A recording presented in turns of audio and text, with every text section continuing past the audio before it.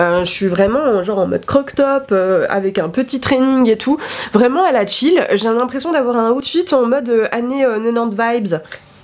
Je sais pas du tout ce que je fais. Hop, la flemmargite aiguë. Hey mes bébitos, j'espère que vous allez bien. On se retrouve dans une nouvelle vidéo. Bref. Je vous avais dit que j'allais vous faire un petit feedback des vidéos de novembre pour cette première édition. Pourquoi est-ce que j'ai arrêté en plein cours de tournage, etc. Je vous ai promis cette vidéo et du coup, la voici quoi. Donc si vous me suivez pas sur Instagram, n'hésitez surtout pas, j'afficherai juste ici parce que je vous annonce absolument tout. Dès que j'ai un problème avec YouTube, dès que j'arrête quelque chose, dès que je me remets en question, je partage énormément sur Instagram, c'est vrai, parce que j'ai l'impression que c'est un réseau social qui permet d'être proche de vous et d'être plus proche de vous aussi également. Pour commencer, du coup, ces vidéos de novembre, j'ai adoré les faire, j'ai adoré les tourner, tout simplement parce que ça m'a mis et ça m'a permis aussi de sortir de ma zone de confort, de me lancer un challenge, d'essayer de reprendre un rythme aussi au niveau de ma vie privée, parce que c'est vrai qu'il y avait un petit laisser-aller de ma part, bien que j'essaye toujours de rester carré, de rester droit, de rester on va dire dans les règles, et ben là je me suis dit qu'il fallait que j'aille de l'avant et vraiment que je me mette un coup de pied aux fesses. La raison un peu pour laquelle je me suis mise aussi sur les vidéos de novembre, justement pour m'aider à améliorer on va dire mon quotidien de vie. La première chose à laquelle je me suis heurtée, c'est notamment l'organisation. Comme je vous ai dit, moi je suis une personne qui adore être très organisée, c'est limite si je dépasse mon organisation de 1 minute, je suis pas très contente, mais là c'était vraiment très chaud parce que comme je vous ai dit dans des précédentes vidéos et un petit peu que ce soit dans les vlogs ou pas, j'avais du mal avec mon montage parce que je voulais garder le même montage que je faisais dans les vidéos précédentes, sauf que quand on n'a pas le temps et que c'était une vidéo par jour, et ben du coup ça nécessite une organisation différente. Donc je sais que pour l'édition de l'année prochaine, parce que c'est vraiment quelque chose que j'ai envie de réitérer, et ben je m'organiserai autrement et il faut que je lâche prise quant à ce montage plus que parfait, parce que pour moi c'était nécessaire d'avoir un joli truc, d'avoir un joli montage, alors que parfois les jolis montages ça demande plus de temps, ça demande plus de recherche, etc.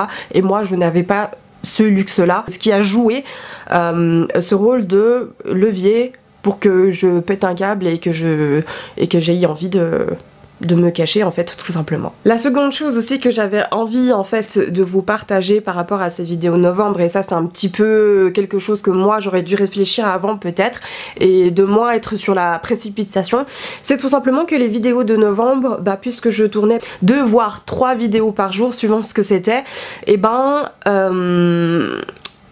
quand on habite tout seul c'est plus facile parce que du coup on ne dérange personne, etc. Vous savez très bien que moi je vis avec une famille et cette famille n'a pas du tout le même quotidien de vie que la mienne, et leur demander à chaque fois de faire attention au bruit, etc. À bout d'un moment ils avaient plus le droit de vivre, et c'est une des raisons aussi pour laquelle j'ai décidé d'arrêter, parce que ça commençait à leur faire beaucoup en fait, d'essayer de faire le moins de bruit possible, de gérer les chiens, etc. Enfin tout ce genre de quotidien de vie en fait dans une maison avec une famille, et aussi parce que les vidéos me demandaient énormément de temps et je n'avais plus la place pour mon privé à moi. Au-delà du fait que moi aussi, je me disais, je procrastinais, etc. Ça, on va dire que cette espèce de vie commune avec cette famille, ça a donné vraiment un coup de pied dans la fourmilière et sur ce que j'étais en train de faire, et c'est ce qui m'a fait entre guillemets lâcher, ça a été on va dire la goutte d'eau qui a fait déborder le vase. Je ne mets pas du tout la faute sur eux, je dis juste que le mouvement est allé dans ce sens là. Ce qui m'a fait réellement cac dans le fait que je lâche, c'est que du coup en fait il me restait pas beaucoup de vidéos. Moi je pensais qu'en fait il m'en restait genre je sais pas une dizaine, je sais pas pourquoi dans ma tête ça fonctionnait comme ça, j'étais là genre il me reste 10 vidéos à faire et tout, alors qu'en fait pas du tout, il m'en restait genre 4. Heureusement qu'il y avait la vidéo que les filles m'ont faite à côté du coup, parce que du coup il y en avait 5. Mais quand j'ai vu ça j'étais là oh non, si près du but, sérieusement.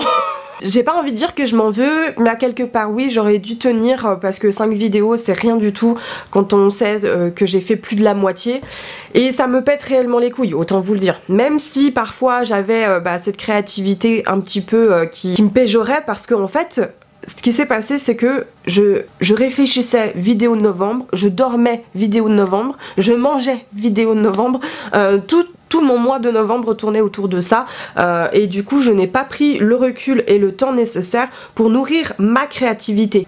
Après, je vais pas vous mentir, pour moi les vidéos de novembre a été une réelle source de stress parce que je voulais que tout soit bien fait, bien conçu, bien réfléchi et que ça sorte au bon moment. Et comme vous avez pu le voir, surtout sur Instagram, je n'étais jamais à l'heure pour notifier, mettre mes stories, mettre les liens, etc. Pour vous dire que la vidéo était sortie. Et enfin, je vais terminer cette vidéo avec la boîte à questions que je vous avais fait sur mes stories Instagram. Je vous avais mis une petite boîte à questions si tout d'un coup vous aviez des questions à me poser pour une FAQ que je voulais faire en vidéo. Du coup, j'ai pris quelques questions qui me semblaient pertinentes et intéressantes et je me suis dit comme ça, je fais tout ça d'un coup et je me suis dit que ça pouvait être sympa de répondre aussi à vos questions dans cette vidéo. Alors, première question. Comment tu as vécu cette première édition de vidéo de novembre? Elle est déjà répondue puisque du coup je viens de tout énumérer tout à l'heure, mais en soi ça a été un réel plaisir. C'est juste qu'il faut que je m'organise totalement autrement parce que, encore une fois, comme je l'ai dit, je ne me rendais pas compte de la charge de travail, de la charge d'organisation que ça demandait et surtout un planning qu'il fallait que j'organise autrement parce que les montages me demandaient beaucoup plus de temps. Il fallait que moi je fasse des concessions de mon côté pour justement me dire bon bah ok, ce sera pas aussi quali que ce que j'ai l'habitude de faire. Ils comprendront que voilà, ce soit pas aussi quali, tu n'as pas de monteur, tu es toute seule à faire tout ce que tu es en train de faire, que ce soit la miniature, le montage de la vidéo, de chercher tous les produits et les mettre en description pour que vous puissiez avoir les liens, etc. Tout ça c'est moi qui fais. Deuxième question, qu'est-ce qui t'a motivée à devenir influenceuse? C'est super chou que vous m'affiliez à ce terme. Parce que pour moi le terme influenceur, c'est des gens qui arrivent à vivre de ça.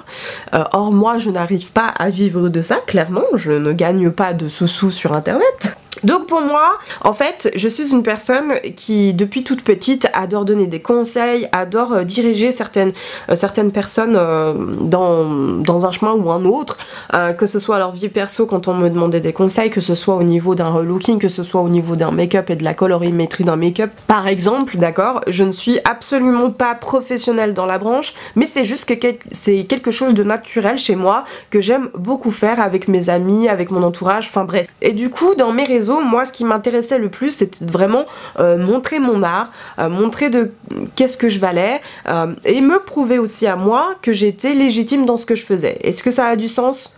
J'espère. D'amont en amont, il y a des projets qui se sont mis en place, etc.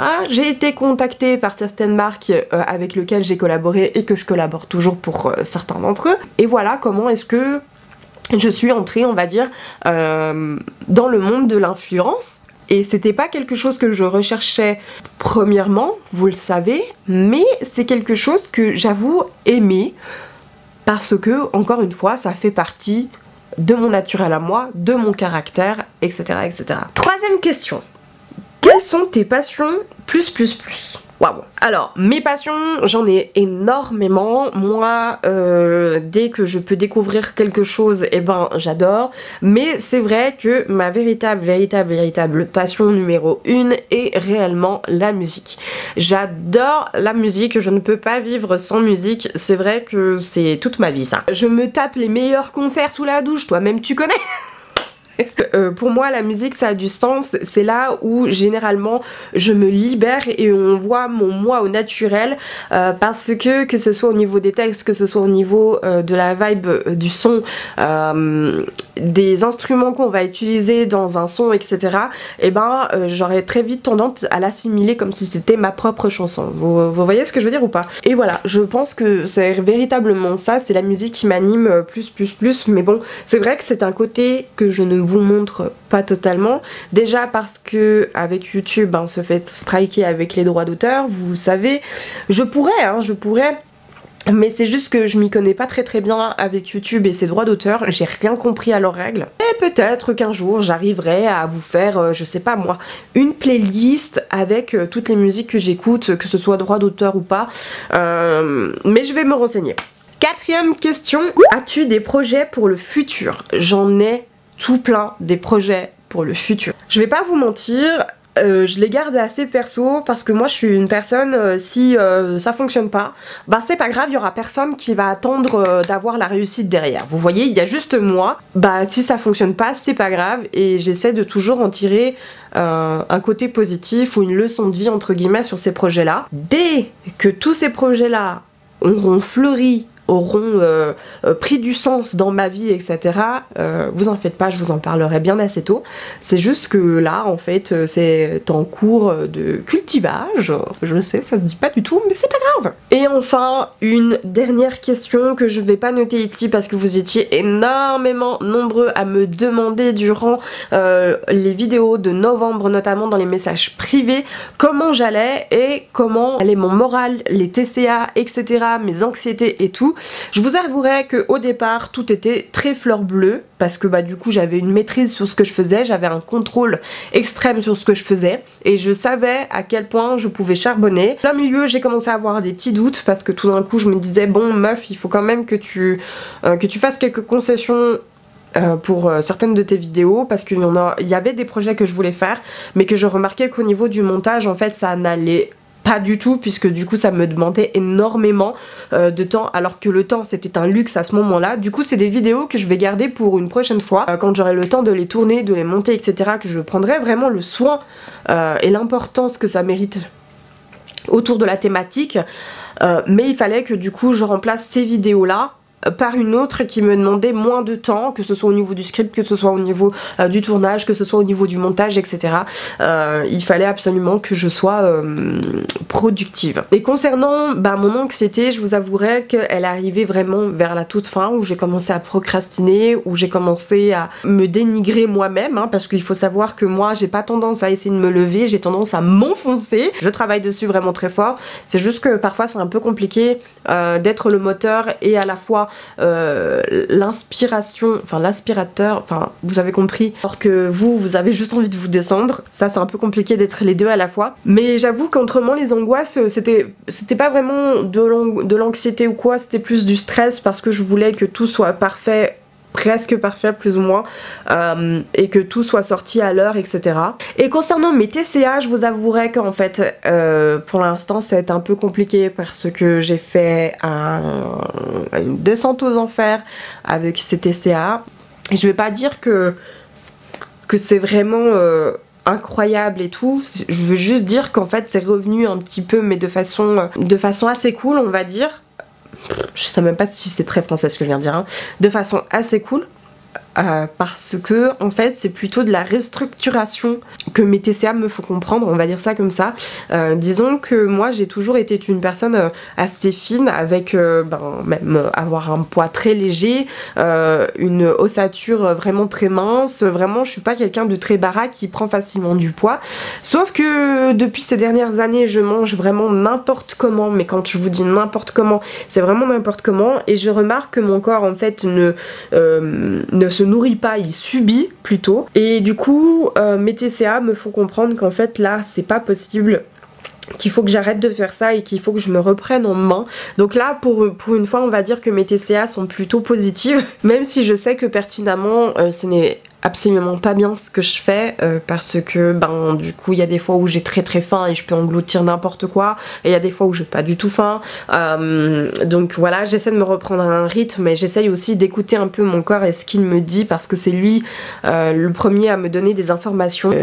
J'arrive même pas à moi-même mettre des mots sur ce qui se passe, je sais juste qu'en ce moment je suis en période d'analyse de moi-même et d'investigation personnelle et de développement personnel aussi également, de moins vouloir essayer de aussi plaire aux gens et de vouloir tout concilier. C'est surtout ça le gros problème chez moi, et c'est ce qui m'amène parfois à des mauvais choix, c'est de toujours essayer de concilier ce que moi je veux avec ce que les autres veulent, un compromis entre moi et eux, et en fait au final c'est toujours moi qui finis par être lésée parce que je m'écoute pas assez. Et ça veut pas dire que c'est eux leur faute, hein. C'est juste que moi bah je dois m'écouter plus. Je prends vraiment du temps pour moi, j'essaie vraiment de prendre soin de moi, vraiment m'écouter, de moins vouloir paraître parfaite à tout prix. Bref.